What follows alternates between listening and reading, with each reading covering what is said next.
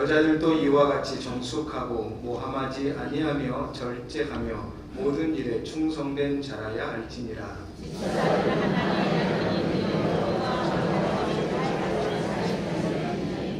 함께 있습니다. 집사의 신분을 자랑하자. 아름다운 지위와 그리스도 예수 안에 있는 믿음의 큰 능력을 얻느니라. 아멘. 이 시간에는 우리 정읍제일교회 찬양대 찬양으로 하나님께 영광 돌리겠습니다.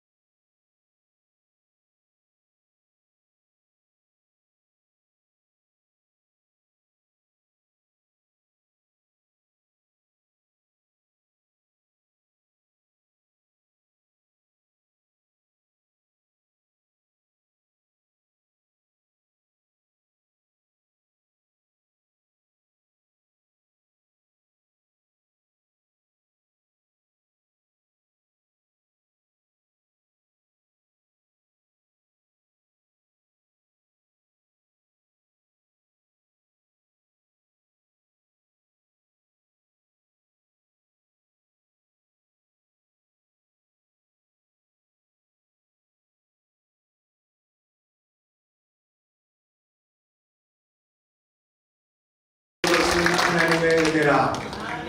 동의하시면 다시 한번 아멘으로 박수를 하는데,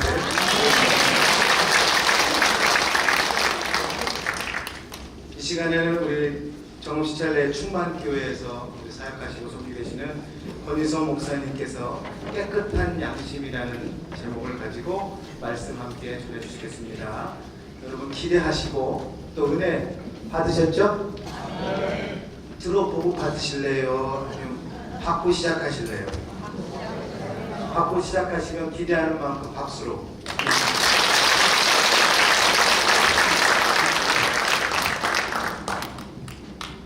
할렐루야. 오늘 이와 같이 우리 정읍시찰에 신년 재직 수련회 우리 모두를 불러주신 하나님 거룩하신 그 이름을 먼저 찬송합니다. 하나님께 감사합니다. 제목이 그렇게 마음에 들지 않지요. 오늘 말씀 제목이 깨끗한 양심. 한번 해봅시다. 깨끗한 양심. 좋은 제목도 많이 있을 텐데 부담스럽지요. 깨끗한 양심이라고 하는 제목으로 말씀을 전하려고 합니다. 우리 2018년 우리 정읍시찰에 여러 교회들이 한자리에 모였으니까 인사하고 시작하는 건 좋을 것 같아요. 앞사람, 뒷사람, 좌우 옆사람에게 주님의 이름으로 축복하면서 인사하십시다. 반갑습니다. 반갑습니다. 우리도 건강하십시오.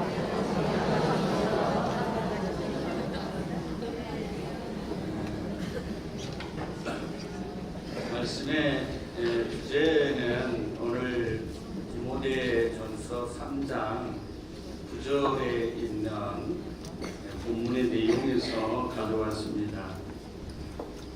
깨끗한 양심의 믿음의 비밀을 가진 자라야 할지니. 깨끗한 양심. 반대로 생각하면 안 깨끗한 양심도 있다는 이야기겠죠.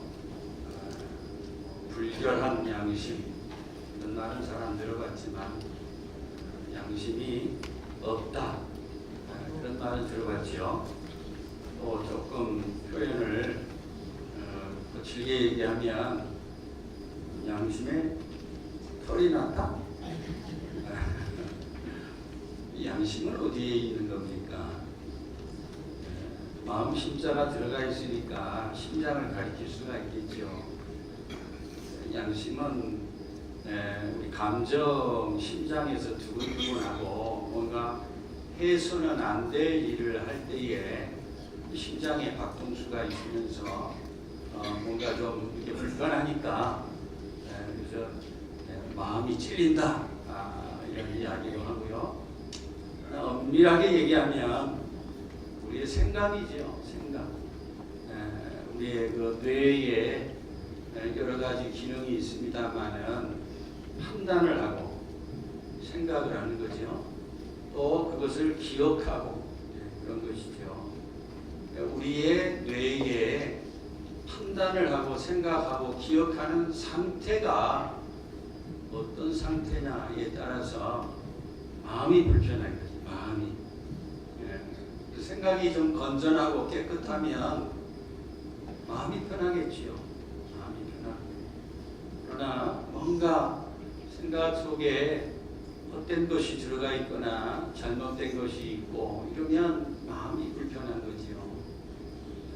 그런데 그렇게 살아가는 불편한 상태에 익숙하다 보면은 해서는 안 될 일을 하면서도 점점 마음이 덜 불편해져요. 스스로 조정을 하죠. 인간이 자꾸 마음이 불안하고 불편하고 그러면서 이 좀 심리적으로 위축되고 남의 눈치를 보게 되고 이러면 살 수가 없으니까 살려고 그 생각을 자꾸 이렇게 멀리 하는 거예요. 찔리는 마음을 멀리하고 불편한 것을 잊어버리고 다른 거를 거기다 집어넣죠. 그래서 뭐 텔레비를 본다든지 아니면 다른 거에 집중한다든지 하면서 잊어버리죠. 이렇게 우리 자신의 마음 속에서 불편한 그러한 일들이 자기 자신에게만 해당이 되면은 괜찮아요. 그런데 그게 다른 사람과 관계 속에서 자꾸 문제가 되니까 양심을 잘 깨끗한 양심을 유지하는 그러한 또 노력이 필요한 것이지요. 너무 무거운 이야기로 시작하면 그야말로 불편할 것 같아서 저는 오늘 깨끗한 양심이라고 하는 주제이지만 내적 부흥을 위한 말씀을 그리고 우리의 갈급함을 또 채워주는 그런 말씀으로 함께 이렇게 나누어서 말씀을 드리려고 합니다. 그래서 여러분들이 아까 우리 장로님이 기도할 때에도 은혜의 말씀, 축복의 말씀, 능력의 말씀을 원하셨으니까 여러분들이 듣기 편하고 은혜스러운 말씀부터 사실 말씀이라고 얘기하기까지도 없어요. 그냥 제가 할 수 있는 알고 있는 성경의 지식을 동원해서 좀 여러분들이 행복하게 신앙생활하도록 복을 빌어주려고 그래요. 복을 빌어주는 것을 축복이라고 그러죠. 목사님은 또 축복을 할 수 있잖아요. 복을 빌어주려고 그래요. 오늘 여러분들이 성회로 거룩한 모임으로 이 자리에 나왔으니까 하나님께서는 성회로 모여서 열심히 찬양하고 예배하는 자들을 기뻐하시고 그들에게 복을 주시는 줄로 믿습니다. 여러분들 참 잘 오셨어요. 저는 목회를 하면서 이런 생각을 많이 해봐요. 신앙생활을 어떻게 하면 즐겁게 행복하게 할 수는 없을까? 이왕이면 기쁘게 할 수는 없을까? 제 나름대로의 해석은 이렇습니다. 세상이 누가 뭐래든지 간에 옆 사람이 안 사람이 뭐래든지 간에 열심히 기도하자. 열심히 찬송 부르고 열심히 말씀을 보자. 그리고 가장 중요한 것은 거룩한 모임에는 반드시 참석하자. 모든 예배는 열심히 참석하자. 주일 오전 예배, 여러분들 오늘 오전 예배도 굉장히 또 많이 수고하셨어요. 오후 예배는 우리 같이 이렇게 모이게 됐는데, 여러분 신앙생활하면서 성공하는 사람이 있고 실패하는 사람이 있어요. 성공하는 사람은 좋겠지요. 좋습니다. 하나님께서 주시는 복을 많이 받으니까 감사하고 기뻐하고 행복하지요. 저는 성공과 실패를 예배에 둡니다. 먼저 예배를 잘 드리면 신앙생활 성공해요. 여러분들 예배 정말 잘 드리셔야 돼요. 주일날 출석 반드시 잘 하셔야 됩니다. 제가 우리 교회에서 이런 얘기를 하면 교인들이 싫어하겠죠. 그러니까 여기서는 해야죠. 여기는 대중적이니까. 내가 여기서 얘기하면 교회에서 얘기하면 교인들이 어떤 경우는 나한테 얘기하는 것 같다 해가지고 좀 마음 상처를 입는 수가 있어요. 여기는 다 두고 하는 거니까 여러분 예배 잘 드리셔야 돼요. 예배는 우리에게 주어진 사명입니다. 또 동시에 특권이에요. 아주 귀한 거예요. 예배를 잘 드리고 예배에 열심히 출석하고 예배를 통해서 하나님 앞에 봉사하는 사람들은 누가 뭐라든지 간에 그 믿음, 오늘 본문 제목의 말씀을 가지고 설명을 하면 깨끗한 양심이에요. 여러분 주의를 한번 빠져보세요. 마음 불편하지 않습니까? 불편해요. 그런데 그 불편한 마음을 자꾸만 해보세요. 한 번 빠지고 두 번 빠지고 자꾸만 빠져보세요. 빠져도 안 불편해요. 왜? 양심이 어떻게 된 상태예요? 이상하게 변질됐어요. 양심이라고 하는 것은 하나님께서 우리에게 주신 어떻게 보면요 굉장히 중요한 센서예요. 센서 아시죠?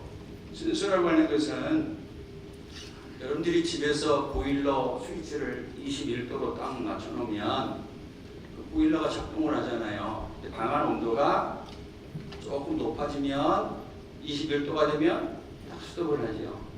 그러다가 20도로 떨어지면 또 보일러가 가동하지요. 그런데 센서가 고장나 보세요.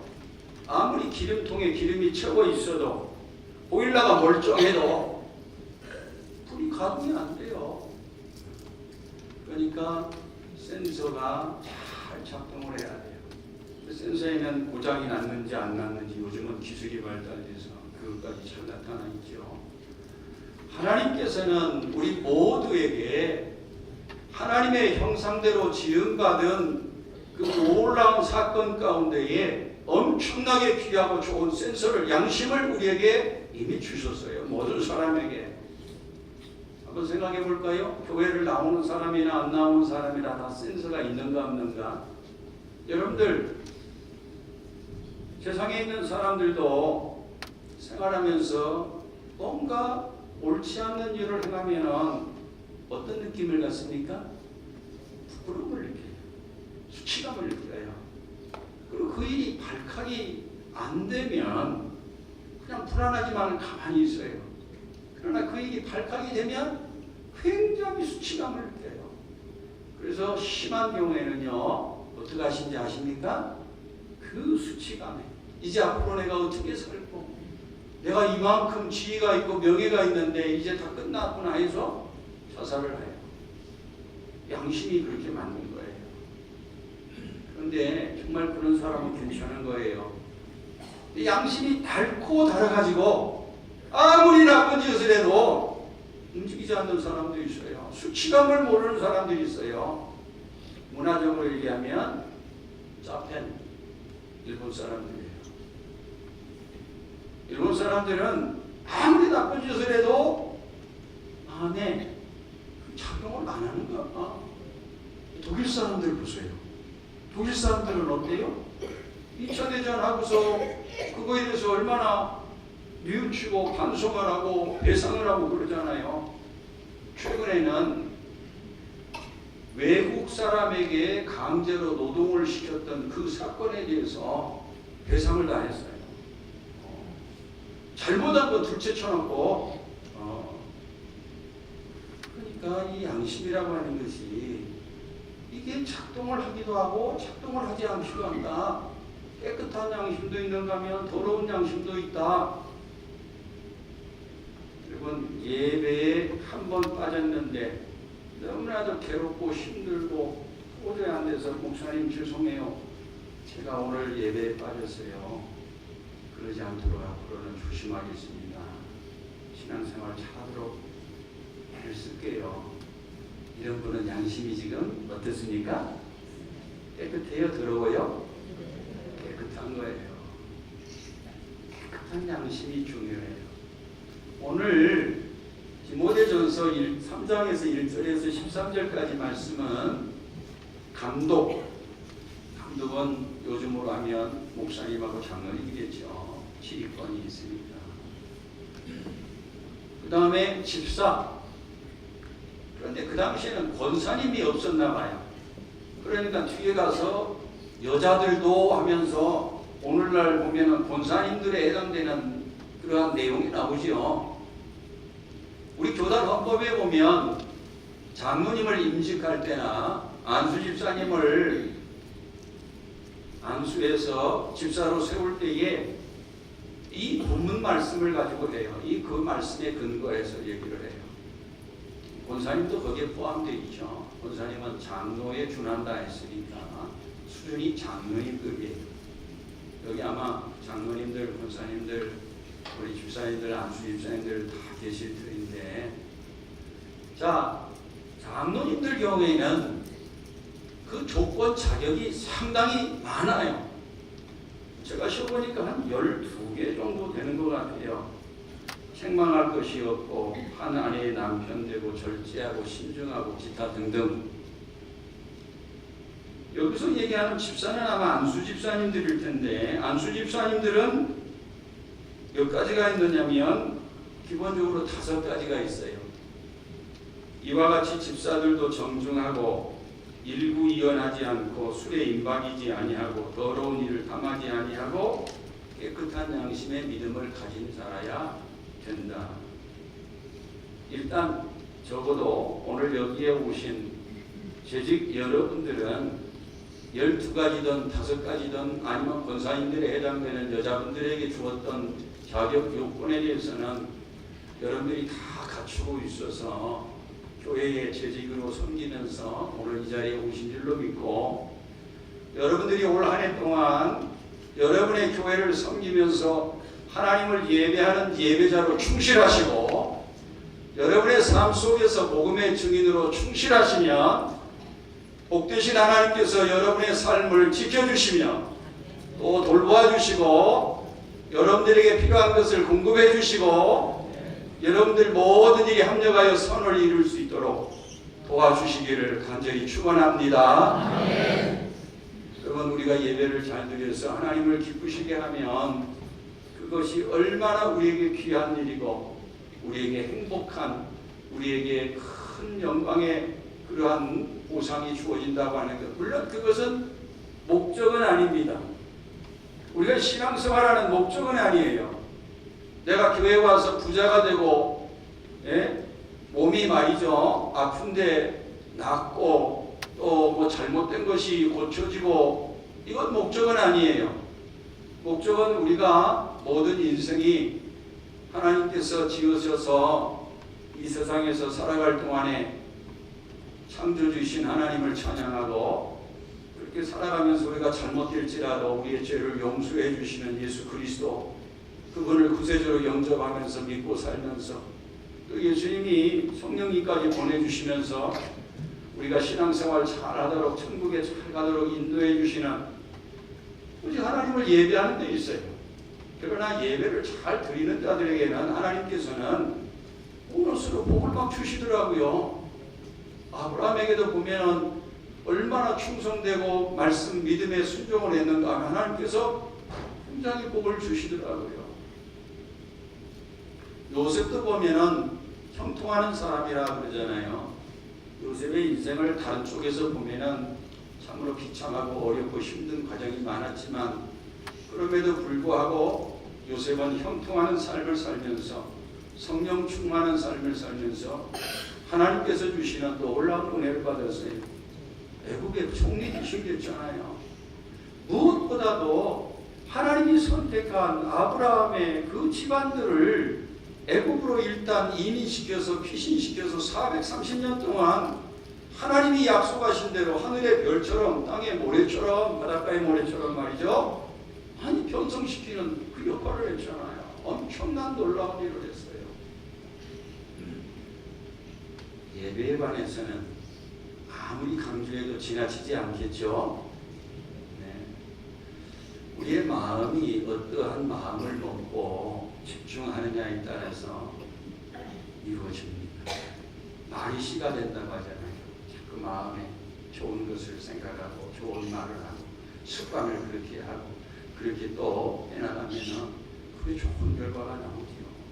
마치 씨를 심었는데 씨를 잘 심은 다음에 좋은 씨를 심어야 되겠죠. 좋은 씨를 심고 그리고 하나님께서 도와주셔서 바람도 오고 비도 오고 햇볕도 오고 해서 나중에 가서 좋은 열매를 맺어요. 열매가 먼저가 아니라 씨가 먼저잖아요. 이 씨가 뭐예요? 우리가 하나님 앞에 나아가는 거예요. 하나님을 찬양하는 거예요. 하나님의 말씀을 따라서 사는 거예요. 그러면 생각지도 않았는데 이게 쑥 자란 거예요. 가지가 뻗어 있어요. 이파리가 무성해요. 열매가 맺어요. 그 열매가 얼마나 우리에게 기쁨이에요. 다른 사람에게도 줄 수 있죠. 요즘 우리 한국 교회 언제부터 문제가 생겼느냐? 돈이 많아지면서부터 문제가 생겼지. 잘 아시죠? 도대체 언제부터 얼마만큼 돈이 많아서 문제가냐? 통계를 해봤더니 GDP 1년에 1인당 달러로 계산해서 2만 불이 넘어서고 나서 교회가 힘을 잃었어요. 무슨 힘을 잃었느냐? 예배의 힘이 잃었어요. 예배가 변질됐어요. 신령과 진정으로 하나님 앞에 나아가는 것이 아니라 보기 위해서, 보여주기 위해서, 뭔가를 얻기 위해서, 뭔가를 자꾸만 이렇게 충격을 그래서 변질됐어요. 변질된 결과 어떻게 됐느냐? 하나님의 영광이 가려졌죠.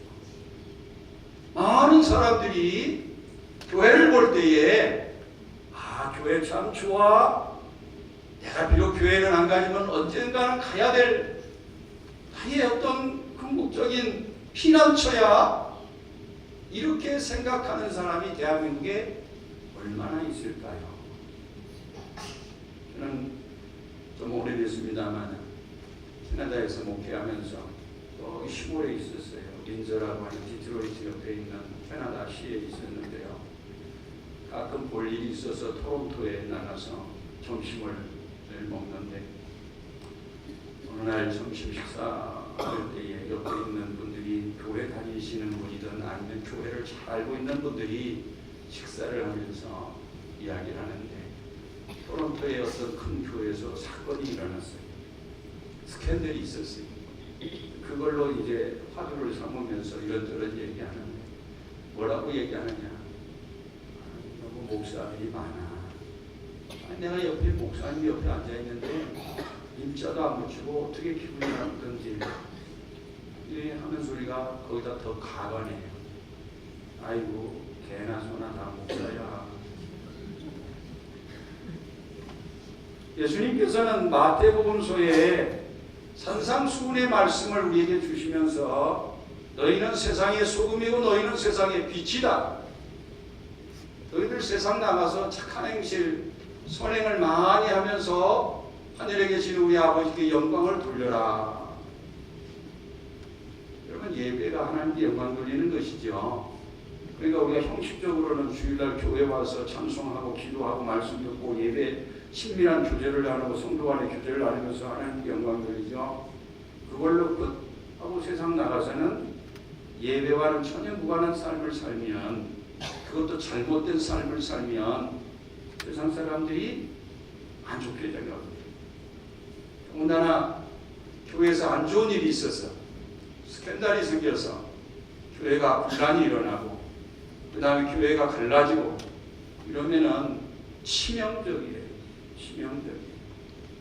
교회는 그리스도의 몸으로서 유기체, 움직여 살아있는 존재이기 때문에, 생명력을 가진 존재이기 때문에 외부로부터 그렇게 치명적인 타격을 입으면 힘을 잃어요. 그래서 교회가 죽어가는 거예요. 아마 우리 정읍의 14개 교회에 교우들이 다 오셨더라면 적어도 여기에 빈자리는 없겠지요. 네. 그런데 잘 안 모여요. 잘 안 모입니다. 모임 자체를 자꾸 줄여요.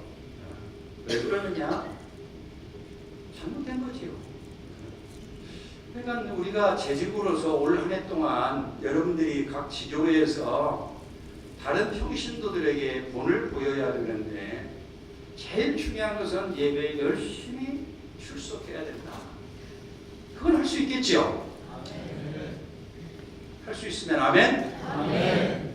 만약에 빠지게 될 경우가 있으면 목사님에게, 전사님에게 죄송한 마음으로 양해를 구해야 되겠죠? 그렇게 아멘 하신 분들에게 우리 좋으신 하나님께서 하늘의 신령한 복과 은혜와 평강을 부어주시기를 주의 이름으로 축원합니다. 아멘. 축원한다 하면 아멘을 참 잘하시는 것 같아요. 나쁜 건 아닙니다. 네, 좋은 것입니다. 예배를 잘 출석을 해야 된다.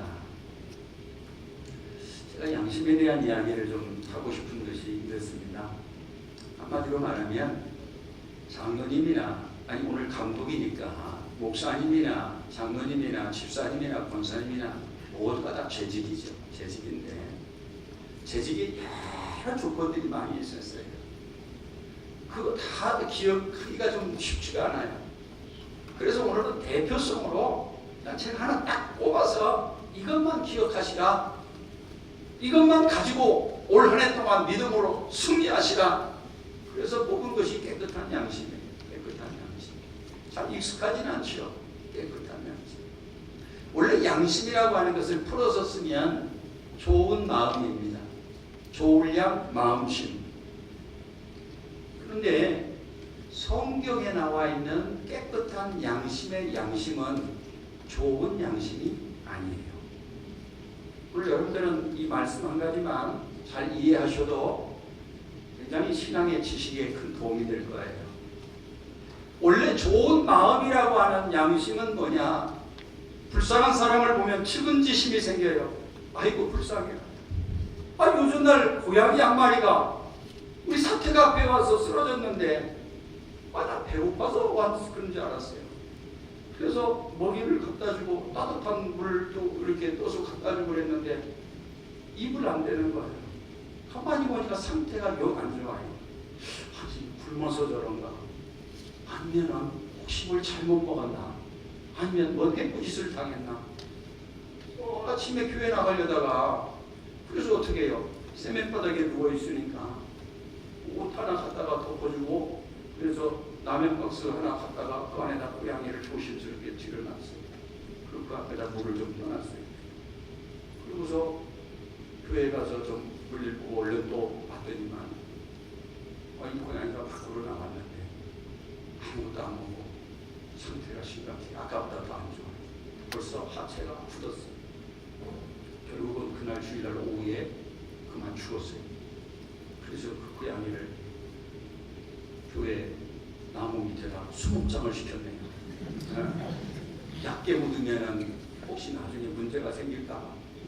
요즘 땅이 어렵잖아요. 그걸 그냥 파가지고 근데 내 속으로 여러분 정말 죄송합니다만 아니 우리 교우들이 하나님 나라로 이사갈 때의 그 모습을 지켜보면서 아팠던 마음과 고양이 그거 한 마리 죽어가는 모습을 보면서 마음이 똑같아요. 불쌍한 말 못하는 저것이 어떻게 해서 저기는 왜 또 하필이면 우리 집 사택에 왔냐고. 다른 데도 많은데 그리고 와가지고 그래서 그래도 목사라고 우리 사모님하고 그 얘기를 했어. 자기 죽으면 묻어달라고 왔나 보다. 길거리에서 그냥 비참하게 있는 것보다는 그런 마음이 드는 거예요. 이게 뭔 마음이냐? 좋은 마음이죠. 그걸 양심이라고 그러는 거예요. 이게 어디서 왔냐면 중국의 맹자라고 하는 사람의 책에 나오는 이야기예요. 그래서 맹자는 성선설이라고 하는 것을 주장을 해서 사람은 본래부터 좋은 마음이 있다. 오늘 일찍 끝나야 돼요.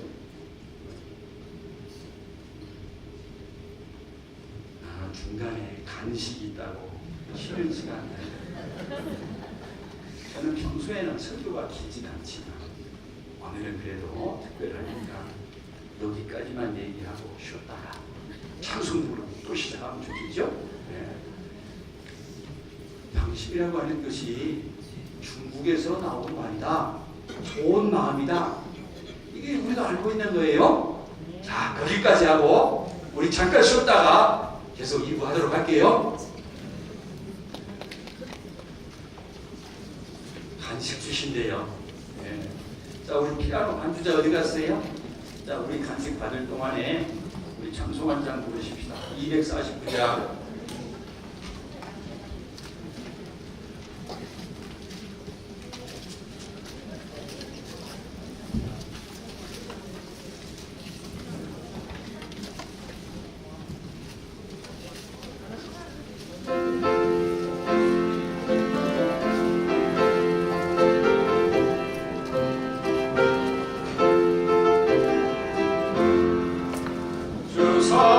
사랑하는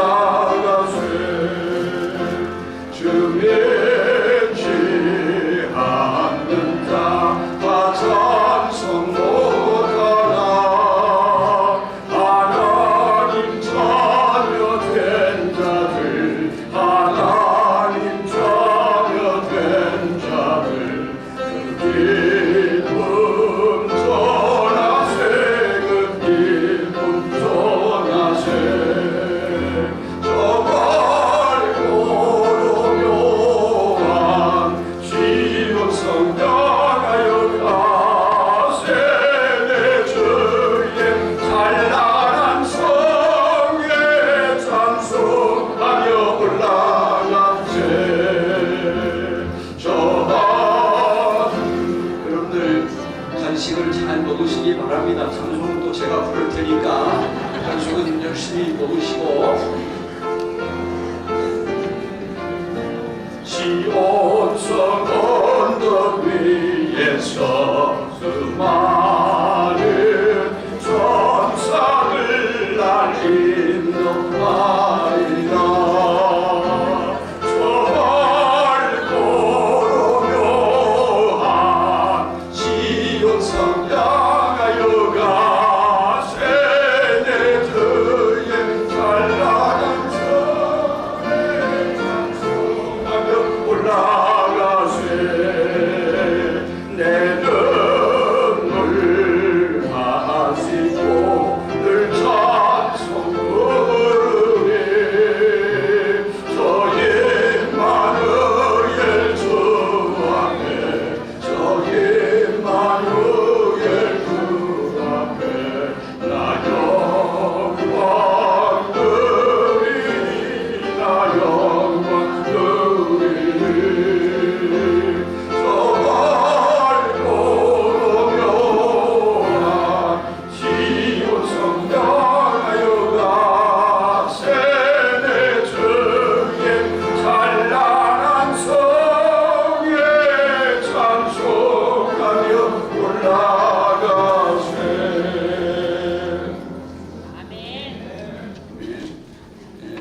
표를 주셔서 감사합니다.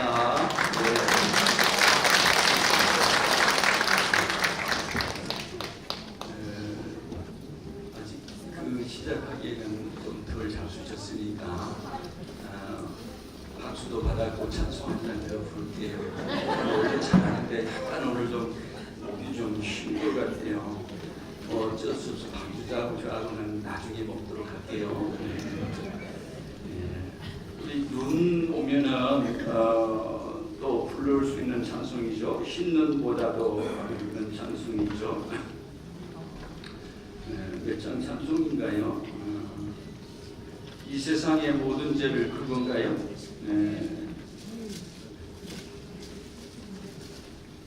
눈이 자주 오질 않으니까 자주 부르진 않고 261장 이 세상의 모든 때를 여러분들 일부러 막 따라서 하려고는 하지 마시고 잡수세요. 제가 힘든 보다 더 찬송도 한번 부를게요.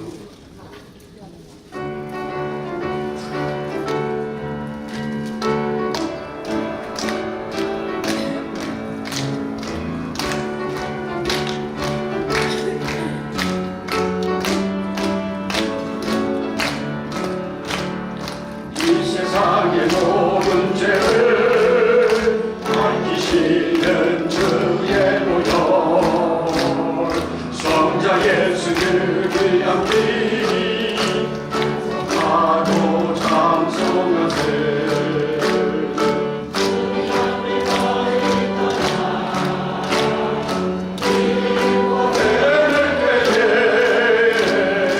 나의 귀를 다하오사 진리 구원하셨도다.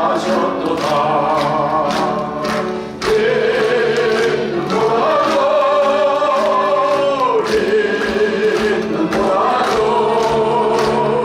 주의 흘리신 보혈로 이게 씻어주옵소서. 시간을 쓰셨으니 이거 얼굴 드셨고 십자가의 모든 고통 나를 위해 당하셨네. 말로 영영할 수 없는 그새 위에 거듭하신 그 은혜와 그 신사랑 찬송하고 찬송하세.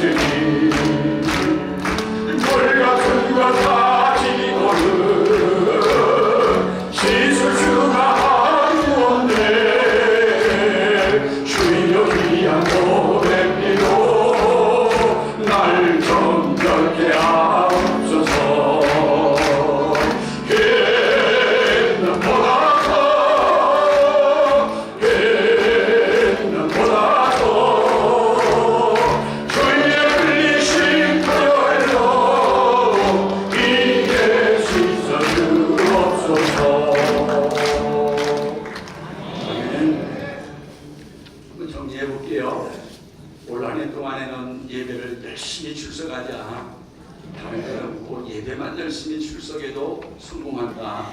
왜 그러냐? 예배 시간마다 하나님께서 목사님을 통해서 하늘의 신령한 복과 은혜와 평강의 말씀을 주시니까 여러분들 밥을 하루에 3끼 먹고 그러잖아요. 그러니까 늘 예배에 참석해서 열심히 하나님 말씀을 받아서 먹으시길 바래요. 그러면 꼭 성공해요. 여러분 신앙생활을 안 하면 모를까? 신앙생활을 하는 사람이 예배를 제대로 출석 안 해서 실패하면 참 불쌍한 사람이에요. 예수를 안 믿는 사람은 예수 믿는 사람이 가장 불쌍한 사람이라고 얘기하지만 예수 믿는 사람은 예배에 출석해서 하나님 말씀을 잘 들어야 양심이 깨끗해진다 이 말이에요. 깨끗한 양심을 잘 유지할 수 있다 이 말이에요. 그래서 욕을 안 먹는다 이거예요. 양심에 대해서 성경 말씀에 나와 있는 것은 그리스어로 슈네이디스라고 하는 말이 있어요. 슈네이디스. 양심을 뭐라고요? 슈네이디스. 이때 쉬라고 하는 말은 뭐냐면 함께. 그 다음에 에이디스라는 말은 본다, 안다 그거예요. 안다, 본다. 그러니까 양심이란 말이 중국에서 왔을 때는 좋은 마음이다, 측은지심이다. 그래서 이 세상에 어떠한 나쁜 사람이라 할지라도 그 본심은 착하다. 맞습니까? 안 맞아요. 본심이 정말 나쁜 사람이 있어요. 제가 단언컨대 사람은 정말 하나님의 말씀으로 거듭나서 천사가 흠모할 정도로 정말 좋은 사람이 있어요. 저 사람은 누가 뭐래도 진실하고 착하고 의롭고 선한 사람이 있어요. 많지 않아서 문제지. 반대로 저 사람은 아무리 생각해도 아무리 불쌍하게 봐주고 아무리 용서해 주려고 하고 아무리 어떻게 좋게 생각을 해도 악한 사람이 있어요. 여러분, 사람이 사람을 죽이는 걸 살인이라고 합니다. 살인은 여러 종류가 있어요. 비필적 고의로, 정당방위로, 전쟁을 통해서, 아니면 여러 가지가 있어요. 그래서 세상의 법적으로는 사람을 죽여도 용서해주는 그런 부분이 있어요. 정당방위 같은 경우는 강도가 내가 밤에 지나가는데 칼을 들고 나를 위협하면서 나를 찌르면서 내 물건을 가져가려고 그랬어. 그래서 내가 그거를 피하려고 말이죠. 어떻게 하다가 그냥 확 뿌리쳤는데 이놈의 강도가 탁 어딘가에 부딪히더만 뒤통수를 어딘가에 찔려가지고 죽어버렸어. 내가 밀어서 죽은 거예요. 그거는 정당방위예요. 그렇죠? 그런 게 있죠. 근데 그런 거 말고 정말 극악무도한 사람들이 있어요. 우리가 살아가면서 그런 사람을 안 만나는 게 좋아요. 그런 사람을 안 만나려면 우선은 하나님 말씀 안에서 살아야 돼요. 왜 그러냐? 다 그런 건 아니지만 기본적으로 우리가 하나님 말씀 안에서 믿음 안에서 신앙생활하고 교회에서 살면 위험한 요소를 좀 피해서 사는 거잖아요. 참 지혜롭게 쓸데없이 막 이상한 데 다니고 막 거칠게 살고 막 그렇게 살면 그런 피해가 많아지잖아요.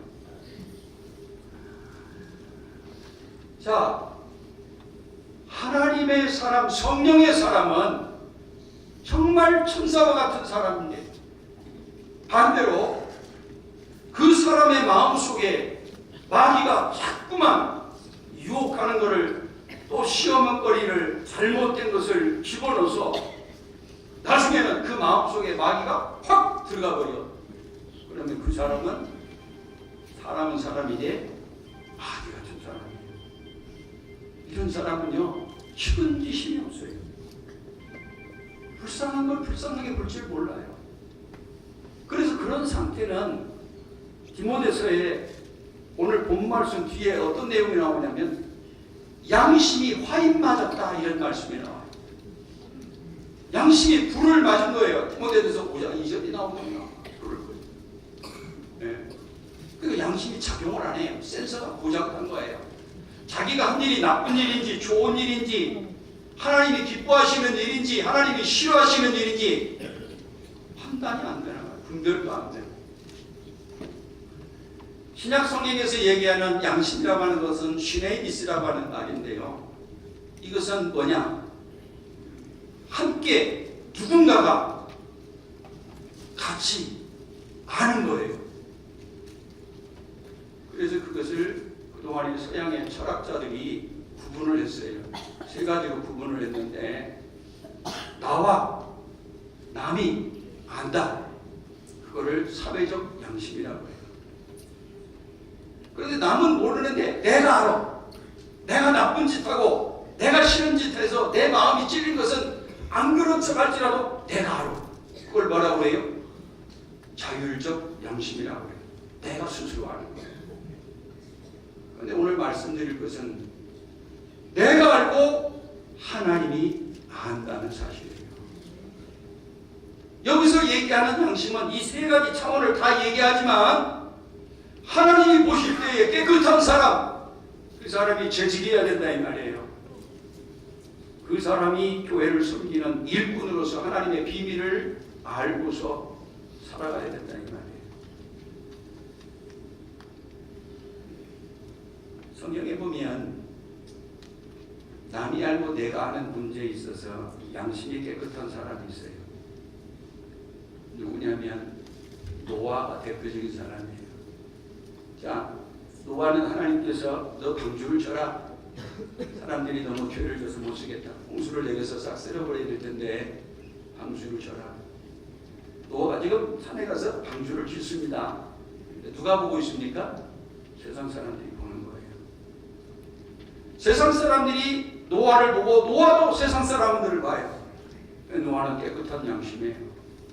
세상 사람들이 아무리 비웃어도 넘어가지가 않아요. 그리고 보란듯이 세상 사람들에게 방주를 지어가고 있어요.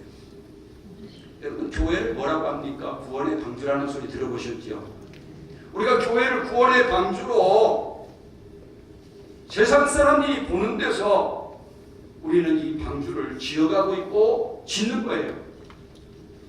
그런데 세상 사람들이 보니까 방주 같지가 않은 거예요. 우리는 방주를 짓는다고 생각하고 노아는 분명히 산에 가서 나무를 쓱쓱쓱 썰어가지고 배를 만드는데 그래서 그 모습이 방주처럼 되는데 우리가 지금 하고 있는 일은 방주가 아니다 이 말이죠. 그래서 세상 사람들이 야, 웃긴다. 성경의 창세기에는 노아가 방주를 졌다는데 과연 지금 방주를 짓는 것이냐 라고 그렇게 보는 적이 많다 이 말이죠. 그러나 노아는 하찮게 방주를 졌죠. 저와 여러분도 방주를 져야 됩니다. 구원의 방주를 져야 됩니다.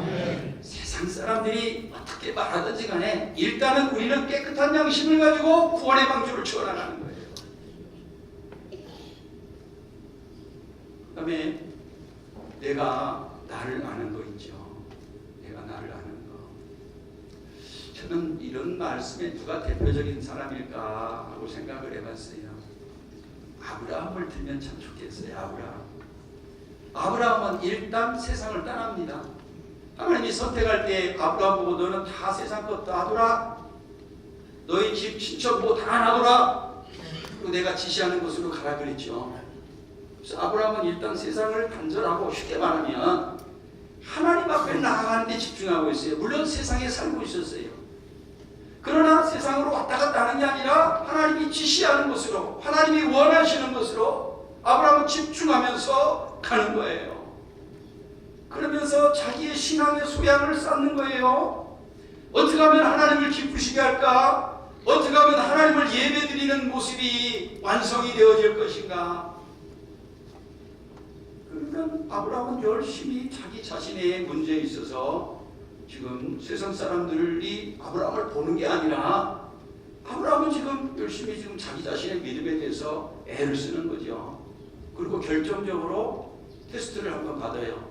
창세기 22장에 보면 독자 이삭을 네가 지금 독자 이삭에게 집중하느냐 아니면 하나님에게 집중하느냐 하는 시험을 받아요. 그러나 놀랍게도 아브라함은 자기 자신의 신앙의 문제에 있어서 유혹에 넘어가지 않고 하나님 앞에 집중을 해서 하나님이 이미 약속하셨지만 그 약속하신 것을 받는 엄청난 놀라운 일을 경험한 줄로 믿습니다. 여러분, 제가 하는 이야기가 서양 사람들이 철학에서 사회적 양심, 아브라함 같은 경우는 윤리적 양심이라고 하죠. 그리고 종교적 양심. 왜? 서로 아는 것이니까. 신의 일이 있으니까. 혼자가 아니라 누군가가 보는 거예요. 누군가가 아는 거예요. 그런 이야기를 했어요. 그런데 오늘 여러분들 순서지를 보시면 여기에 어떻게 나와 있냐면 종교개혁 500주년 말씀으로 새로워진 교회 이렇게 나와 있죠. 작년이 2017년 그렇죠. 여기 500주년이라고 하는 건 뭐냐면요, 1517년을 얘기해요. 그게 마틴 루터라고 하는 종교개혁자가 독일에서 비텐베르크 대학 안에 조그만 교회가 있었는데 교회 전문에다가 95개 면죄부와 관련된 내용을 쫙 잘못됐다, 면죄부가 왜 잘못됐냐 하는 것을 95개로 써가지고 대학 전문 교회에다가 꽉 박았어요. 왜 그랬는지 아세요? 그 당시에는 어떤 습관이 있었냐면 캐톨릭 교회에 교리적인 문제나 여러 가지 제도적인 문제가 있어서 한번 말싸움을 하고 싶다, 논쟁을 벌이고 싶다면 교회 정문에다가 써가지고 딱 붙이는 게 관습이에요. 그러면 그것이 뭐냐면 도전장이에요. 그러면 교회에서는 그것을 보고 적절한 시기와 장소를 정해서 토론회를 해요. 그래서 2년 뒤에 토론회를 합니다. 토론을 해요. 그래서 캐톨릭 측에서는 연 에크라고 하는 친구가 나오고 당연히 루트가 써서 말싸움을 하는 거예요. 왜 면죄부가 잘못됐는가 막 하는 거예요. 그런데 루터가 준비가 부족해가지고 말싸움에서 져버렸어요. 말싸움에서. 그러니까 얼마나 지금 속상해요. 그래가지고선 1521년에 내가 이대로 물러설 수는 없다. 그 당시에 독일에는 인쇄술이 발달되기 시작했어요. 그래서 얇은 책자를, 이렇게 작은 책자들을 만들어가지고 사람들에게 막 뿌렸어요. 3권의 책을 만들었어요. 독일 귀족에게, 독일 교인으로서 어떻게 살아야 될 것인가, 바벨론 포로 생활에 대해서 이야기를 하면서 우리가 과연 성찬식이라든지 여러 가지 이 캐톨릭 미사에서 드리는 이런 모든 것들이 정상인가. 3번째 책이 굉장히 중요해요. 그리스도인의 자유에 대해서라고 하는 책을 썼는데 거기에 루터가 왜 종교개혁이 필요한가 하는 말을 해요. 종교개혁이 필요한가. 거기에서 루터가 얘기한 가장 중요한 말은 뭐냐면 하나님 앞에서라고 하는 말이에요. 여러분, 하나님 앞에서라는 말 어디서 많이 들어봤지요? 코람데오라고 하는 말인데요. 들어봤죠? 코람데오라고 하는 말이 루터나 칼빈이나 스핑글린이나 종교개혁자들이 굉장히 중시한 말이에요. 왜 그랬느냐? 코람데오는 왜 만들어졌느냐면 세상 앞에서, 사람들 앞에서 라고 하는 말을 빗대어서 하는 말이에요. 그 당시 교황이라고 하는 엄청난 권력을 가진 종교 지도자에게 맞서서 대항을 하다 보니까 교황 앞에서, 사람 앞에서. 그러나 루터는 거기서 뭐를 염두에 두고 있느냐? 내가 비록 시공간적으로는 교황 당신 앞에 서 있지만은 나는 시공간을 초월한 하나님 앞에 서 있다 이 말이죠.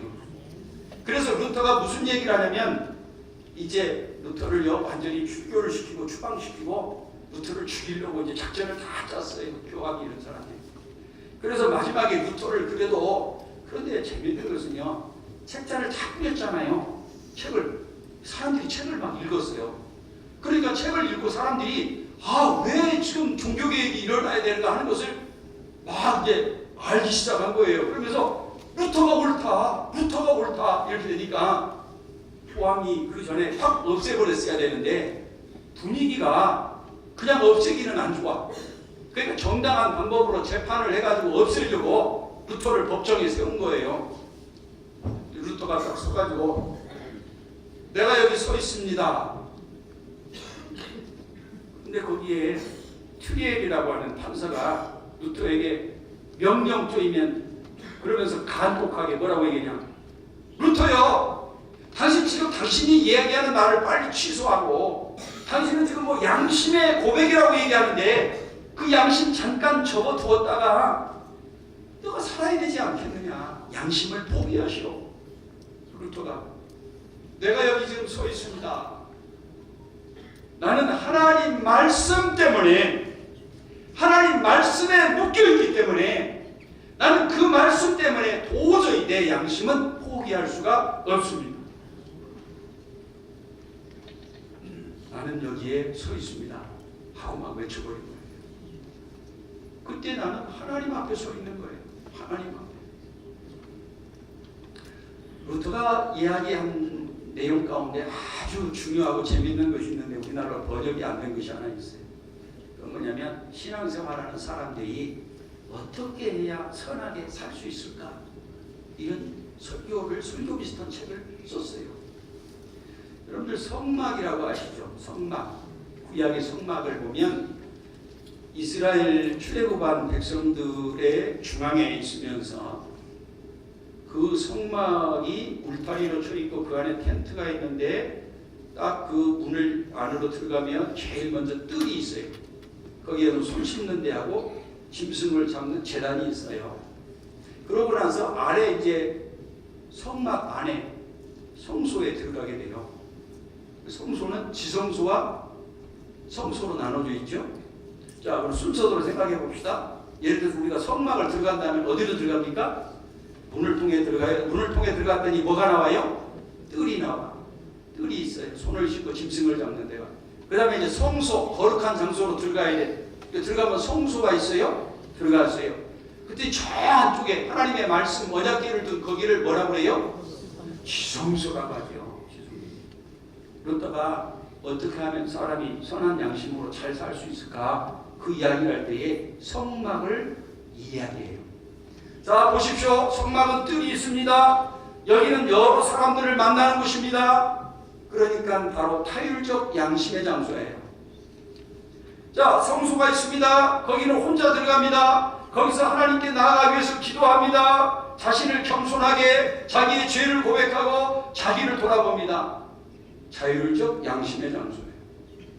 그러고 나서 지성소에 들어갔더니 비로소 하나님의 말씀이 있고 그 말씀 앞에 엎드려서 하나님께서 신령한 영을 통하여서 그에게 역사하실 때에 그는 신율적 양심의 장소에 들어간 거예요. 말씀을 정리해 볼까요? 깨끗한 양심, 남들이 다 봐요. 남들이 볼 때도 잘해야 됩니다.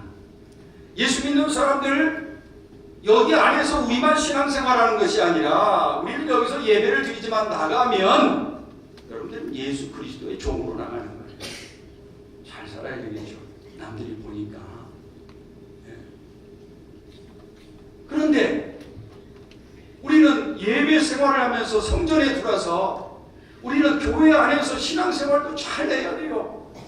우리 재직들에게 주신 직분을 잘 감당해야 돼요. 열심히 충성해야 돼요. 애를 써야 돼요.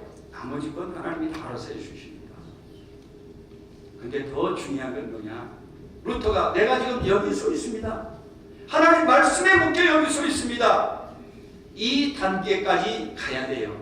올해 저와 여러분의 목표는 사람들이 볼 때도 양심껏 잘 살아야 되겠고 교회 안에서도 신앙생활 열심히 잘해야 되겠지만 무엇보다도 하나님 앞에 나아가서 하나님께 말씀에 묶여서 하나님께서 여러분에게 거룩한 영으로 역사하시면서 여러분에게 과연 복을 주시고 은혜를 주시고 평강을 주실 때까지 깊이 주님 앞에 나갈 수 있기를 주의 이름으로 부탁합니다. 여러분 주님 앞에 나가야 돼요. 깊이 나가야 돼요. 대제사장이 1년에 한 번 딱 지성소에 들어가요. 그만큼 중요한 자리예요. 그만큼 귀한 자리예요. 하나님 앞에 서 있는 자리는, 하나님을 만나는 자리는, 코람 대우의 자리는 엄청난 자리예요. 그래서 하나님 앞에 깊이 나가요. 오늘 아까 우리 장로님 기도하실 때 성령 충만하라고 했어요. 누가 성령 충만할까요? 성막의 뜰을 열고 많은 사람들이 있는 데서 손을 씻고 자신을 하나님 앞에 바치는 짐승같이 거기서 헌신과 희생과 그런 것들이 이미 이루어져야 돼요. 그런 다음에 더 깊이 나가서 성소 안에 들어가서 거기서 자신의 내면 고민, 루터가요 사실은 수도사가 되고 신부가 된 것은 자기가 원해서 된 거 아니에요. 원래는 법률가가 되고 변호사, 판사가 되려고 했어요. 어느 날 친구하고 고향으로 돌아가다가 천둥 번개가 쳤는데 친구가 그 자리에서 새까맣게 타서 죽어버렸어요. 루터가 너무 놀라가지고 아이고 하나님 하면서 바로 수도원으로 들어간 거예요. 루터가 수도원에 들어간 거에 대해서 얼마나 실망하고 화가 나고 성질난 사람이 한 분이 계시는데 아버지예요. 아버지가 그렇게 부자도 아니에요. 이 루터를 법관을 만들려고 출세를 시키려고 말이죠. 정말로 노력을 했는데 한마디 상의 없이 수도승이 되어버렸어요. 루터는 아우구스티누스 수도승의 소속이에요. 거기는 탁발승이에요. 머리를 빡빡 깎고요. 그리고 회색 두꺼운 수도 옷을 입고 거기서 기도하고 그러니 얼마나 화가 났겠어요. 그런데 루터가 더 속상한 건 뭐냐면은 그 당시에 사람들의 생각이, 교회 지도자들 생각이 하나님 성경에 나와 있는 말씀, 그 말씀을 잘 지켜야 되는데 율법적으로 지키라는 거예요. 율법적으로.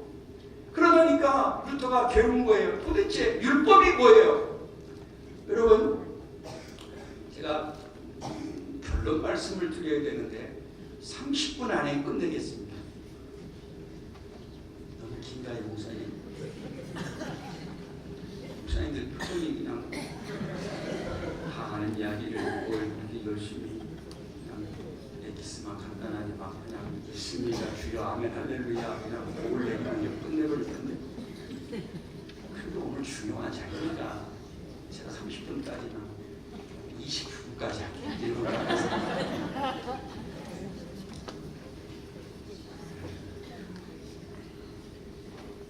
루터가 종교개혁 이걸 써놔서 그래. 이거 손인철 목사님 이걸 안 써놨으면 그 얘기를 안 하고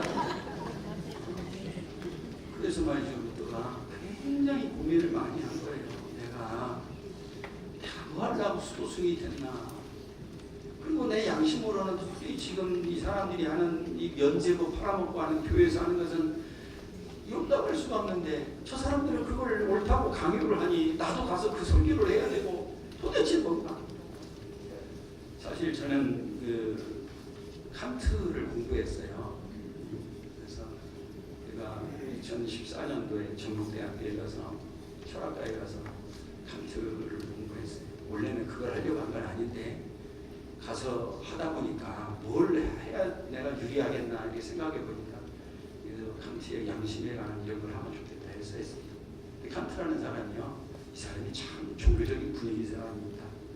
그런데 이 칸트가 뭔 얘기를 했냐면요, 양심은 뭐냐? 우리 인간 속에 있는 법정이다. 그래서 양심이 막 속에서 싸운다. 그러니까 막 갈등이 일어나고, 야 너 왜 그랬어 왜 그랬어 하고 막 체크하기도 하고 그렇다. 칸트가 거기까지 딱 얘기를 했어요. 그런데 얘기를 안 한 게 있어요. 얘기를 하려고 하다가 중간에 그쳐버린 게 있어요. 이게 뭐냐면, 그러면 도대체 양심, 인간 속에서 서로 싸우는데 누가 옳은지 판단을 해줘야 될 것 아닙니까? 내가 뭘 이걸 예를 들어서 좋은 거예요. 이거 막 1000만 원짜리 하는 거예요. 아무도 여기 없어요. 난 돈이 필요해. 1000만 원이 얼른 갖다가 내가 써버리려고 했더니 내 마음속에 야 네가 그럴 수가 있느냐. 제1교회에서 1000만 원을 빼가면 되겠느냐. 그러니까는 이걸 빼가야 될까 말아야 될까 막 하는데 누군가가 판단을 해줘야 될 거 아니에요. 이놈 그걸 빼가다니. 그 판단이 하나님이다 라고까지만 얘기하고 딱 입을 다물었어 칸트가. 왜? 더 이상 얘기하면 안 될 것 같아서. 이 칸트가 왜 그랬을까 하고 뒤져보니까 로마서에서 칸트가 그 이야기를 꺼낸 거예요. 로마서에 보면 양심이란 뭐냐면 우리 안에서 잘하고 잘못하고 하는 것 때문에 막 생각들이 싸우는 것이다 라고 로마서에서 얘기를 했더라고요. 그러니까 칸트가 얘기한 거예요. 근데 제가 얘기하려고 하는 건 뭐냐면 루터가 그렇게 고민하는 사이에 어느 날 갑자기 깨달음이 왔어요. 아버지는 나를 막 뭐라 하지, 교회 사람들은 나보고 이상한 설교하라고 하지, 도대체 무엇이 옳은가 하고 하다가 딱 해결을 봤어요. 하나님의 의는 무엇인가, 하나님의 공의는 무엇인가, 여기에 해답을 얻었어요. 그건 뭐냐? 자, 인간의 마음속에서 갈등이 일어나고 그 다음에 막 싸우고 하는 이 양심의 문제의 결론은 무엇인가? 심판이죠. 당신 잘못했어. 심판하는 거죠. 그러면은 심판으로 끝나는 거예요. 율법의 율법. 아하, 내가 심판만 하는 율법을 하나님의 의로만 생각하고 거기에 내가 이렇게 정신을 팔려 있었구나. 그러면 은혜는 뭔가? 하나님의 의를 위해서 내가 노력을 해서 내가 쟁취하는 것이 아니라 예수 그리스도를 통해서 하나님께서 우리에게 그냥 주시는 것을 받기만 하는 것이 바로 은혜구나. 그게 바로 수동적인 의이다라고 루터가 결론을 내리고 갈라디아서와 로마서 강의에 의는 믿음으로 살리라 말씀을 정리해버렸어요. 다시 말하면 뭐냐? 저와 여러분이 타율적 양심, 자율적 양심 그 둘 아무리 노력을 한다고 할지라도 하나님 앞에 말씀에 깊이 들어가지 않으면 하나님의 은혜를 받을 수가 없다라는 결론이에요.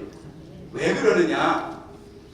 내가 내 행위로, 내 믿음으로, 내 실력으로, 내 능력으로는 한계가 있는데 구원을 할 수가 없어요. 아시겠죠? 구원은 오직 하나님의 은혜로 가능해요. 그럼 그걸 받아들이고 믿어야 돼요. 그걸 수동적인 의라고 해요. 능동적인 의를 가졌을 때 내가 열심히 새벽기도 나가서 말씀을 보고 성경을 100번을 쓰고 내가 헌금을 하고 11조를 하고 충성을 하고 찬양대를 하고 피아노를 치고 나 중심으로 내가 쭉 해왔어. 그런데도 불안해. 불안하게 돼 있어요. 왜? 하나님의 사람이 아니니까. 내가 내 앞에 있는 거예요. 내가 세상 사람 앞에만 있는 거예요. 그 단계를 넘어서야 됩니다. 올해 저와 여러분은 그 단계를 넘어서서 하나님 앞에 나아가서 오직 하나님께서 주시는 은혜만으로 감사하고 기뻐하고 행복해하는 2018년 되시기를 주의 이름으로 축원합니다. 네. 다시 말하면 나는 죽고 누가 살아야 되겠어요? 예수 그리스도. 나는 죽고 누가 살아야 되겠어요? 예수 그리스도. 한번 다 같이 시작. 나는 죽고 예수 그리스도가 살아야 돼요. 그런 사람이 깨끗한 양심의 사람이에요. 그런 사람이 신앙생활 잘해요. 그런 사람이 목사 상처를 안 줘요. 그런 사람이 성도들끼리 섬겨요. 예수님께서 우리에게 궁극적으로 딱 얘기한 거 여러 가지가 많으니까 목사님 딱 하나만 꼬집어서 주님 말씀을 실천한다면 뭐가 되겠습니까? 서로 사랑하라. 하나님 앞에 나아가서 하나님 말씀에 묶이면은 그걸 갖다가 구속됐다고 그래요.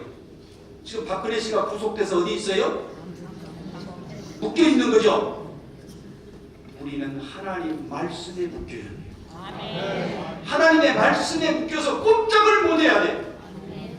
그래서 이 말씀 안에서 몸부림치면서 주님의 은혜를 갈급하고 주님의 사랑을 체험하고 주님을 위해서 살겠다고 결단을 해야 되는데 말씀을 벗어나서 나 자유 얻었네? 노 땡큐입니다. 말씀을 벗어나서 자유는 자유가 아니에요. 방종이지. 예수 믿는 사람이 말씀도 보지 않고 말씀도 지키지 않고 말씀을 따라서 불가능하다 이거예요. 루터의 결론이에요. 저와 여러분은 루터의 그 고백을 이미 우리는 이제 배웠으니까 지금 말씀 안에서 주님 안에서 그렇게 사십시다. 아멘. 여러분들 성경책 꼭 보세요. 아멘. 네. 우리는 새벽기도 때 한 장씩 읽으면서 읽어요. 그리고 말씀도 이렇게 기록하시는 분도 있죠. 말씀도 기록하는 것도 참 좋아요. 은혜스럽습니다. 말씀을 또 중요한 말씀은 암기하면 좋아요. 말씀 왜 그러냐? 정작 급한 일이 나면 말씀으로 이겨야 되니까. 예수님이 시험 받을 때 말씀으로 물리쳤죠. 말씀으로 열심히 암송하시길 바랍니다. 무엇보다도 말씀은 우리의 영을 살찌우고 우리 영을 살리는 것이니까 말씀을 열심히 집중하세요. 그래서 우리 소진철 목사님이 말씀으로 새로워지는 교회. 제가 여기다가 조금 글자로 이렇게 세자를 채자로 바꾸면 채워지는 교회? 이것도 괜찮겠어요? 말씀으로 채워지는 교회. 제가 죄송합니다만 3분 일찍 끝내겠습니다. 기도하시겠습니다. 하나님 고맙습니다. 오늘 신년 재직기에 저 시찰에 있는 여러 교회의 재직 여러분들이 성회로 모여서 하나님 말씀을 함께 나누었습니다. 우리에게 주신 사명이 얼마나 귀하고 큰데 그것을 지키고 그것을 실천하기 위해서는 하나님 앞에 깊이 나아가지 않고는 이룰 수 없다는 것을 오늘 말씀을 통해서 배우고 깨달았사오니 이제는 더 열심히 충성할 수 있도록 말씀에 충성할 수 있도록 그리고 그곳에서 성령 충만하여서 하나님께서 주시는 은혜로 충만하여서 또 우리 하나님께서 주시는 평강으로 충만하여서 날마다 감사하고 날마다 기뻐하고 날마다 행복한 모든 재직들 될 수 있도록 결단케 하시옵소서. 아멘. 예수님의 이름으로 기도합니다. 아멘.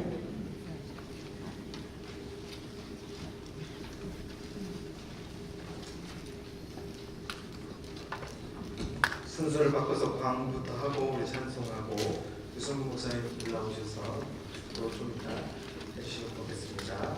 우리 말씀을 전해주신 우리 충만교회 권희성 목사님께 감사드리면서 우리 박수 한번 더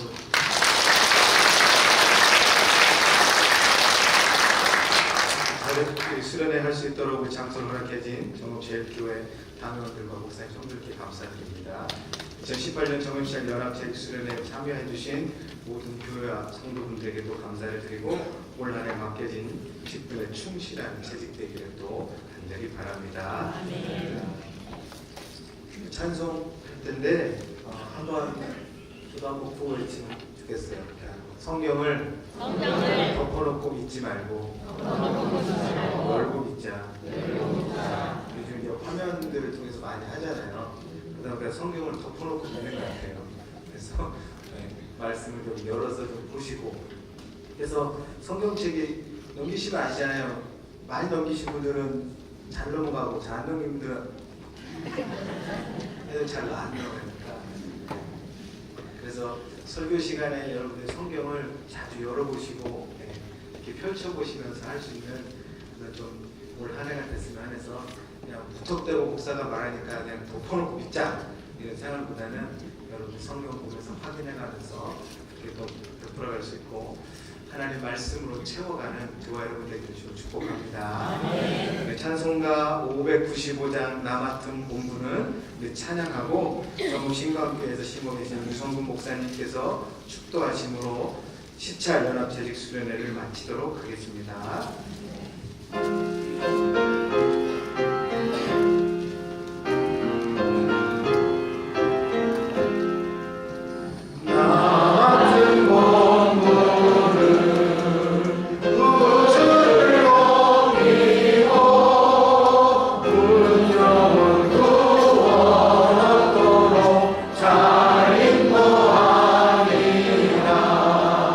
부르심 받들어 내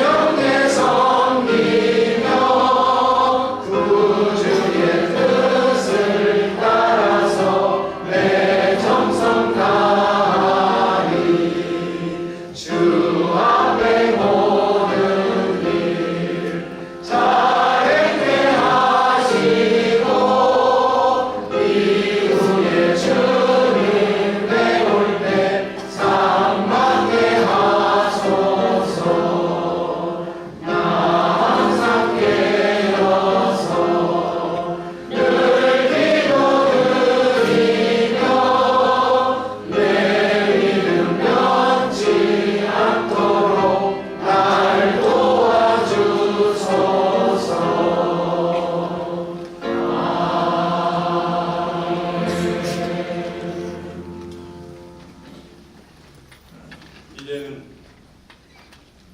십자가 위에서 피 흘리시며 인류 구원을 위하여 이 땅에 피값으로 교회를 세워주신 우주 예수 그리스도의 은혜와 저희들 모두를 정읍에 탈리하시고 한국 기독교 장로의 정읍 시찰에 있는 교회들을 섬기도록 허락해 주신 아버지 하나님의 그 크신 사랑하심과 성령님의 감동, 감화, 교통, 교제하심이 정읍시찰 연합 재직회를 위하여 참여한 모든 교우분들과 가정 위에 정읍시찰 산하 모든 교회와 섬기는 담임 목사님과 장로님들 위에 귀한 말씀으로 은혜를 끼쳐주신 어리선 목사님과 섬기는 교회 위에 정읍시찰회를 끌어가시는 박철희 시찰장님과 임원들 위에 재직회 장소를 허락해 주신 정읍제일교회 위에 금년 한 해 동안 세운 모든 교회 위에 이제로부터 영원토록 함께하옵기를 간절히 축원하옵나이다. 아멘.